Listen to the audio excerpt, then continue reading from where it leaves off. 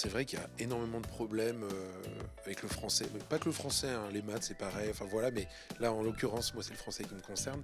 Et c'est vrai que redonner du sens un petit peu à cet enseignement, c'est pas toujours facile.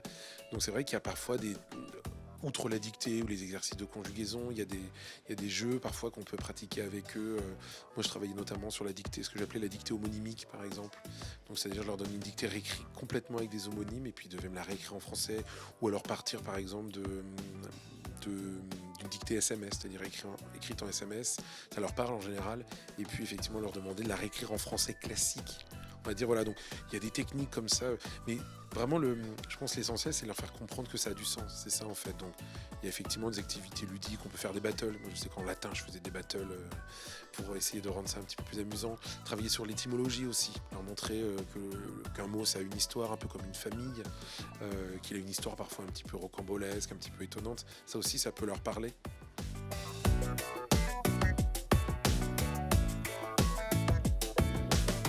Disons que c'est vrai que les correcteurs automatiques, c'est un peu comme les calculettes par rapport aux règles de multiplication, voilà, aux tables de multiplication.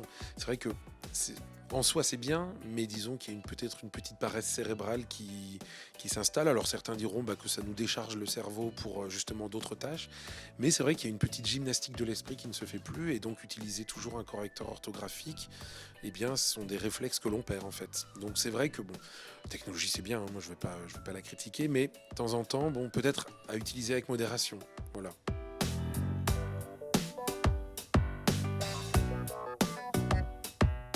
Déjà avoir un esprit curieux et ouvert. Alors c'est valable pour tout, vous me direz, mais c'est vrai que c'est valable aussi pour le français, c'est-à-dire partir avec un esprit ouvert, curieux, lire évidemment, lire de tout, pas forcément lire Rimbaud, Racine ou Baudelaire, mais lire des mangas, lire des bandes dessinées, lire des revues, lire de tout, je pense que c'est toujours bon pour l'orthographe. Et puis je pense qu'il faut dédramatiser. C'est vrai qu'il y a des problèmes avec l'orthographe, mais on peut y arriver, on peut même s'amuser avec. Alors, je sais que ça peut paraître un peu surréaliste, mais il y en a qui s'amusent avec.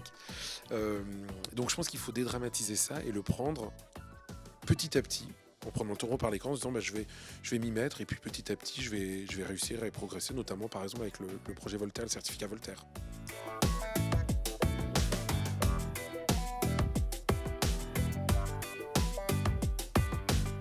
Ouais, ça m'inquiète un petit peu, mais bon, après, c'est difficile à dire, hein. En amont, il faudra voir peut-être sur un plus long terme, mais c'est vrai que ce genre de réforme à répétition comme ça, où finalement, bon, on ne sait jamais trop où on va, et puis surtout, on écoute en fait rarement la base. C'est vrai que si on écoutait un peu les professeurs, un peu plus, peut-être que les réformes seraient peut-être un petit peu mieux ficelées.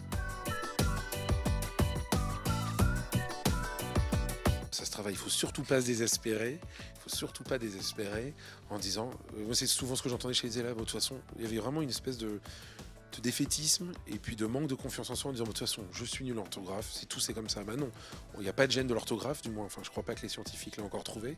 Et donc je pense que c'est vraiment un apprentissage, c'est aussi un goût. Donc la lecture par exemple, je le disais, la lecture forge comme ça votre curiosité, votre goût, et puis petit à petit quand on s'y met on s'aperçoit que c'est pas si difficile. Alors évidemment il faut pas y aller tout d'un coup en se plongeant comme ça, comme quand vous apprenez à nager, on vous plonge pas directement dans l'eau comme ça avant d'apprendre certaines étapes. Ben là c'est pareil, il faut y aller petit à petit. Alors si on a des difficultés, on se dit voilà, pendant quelques temps je vais essayer de m'occuper, voilà, je revois un petit peu la conjugaison. Alors peut-être au début c'est pas très drôle, mais vous verrez après, une fois qu'on s'y est mis, ça peut devenir amusant.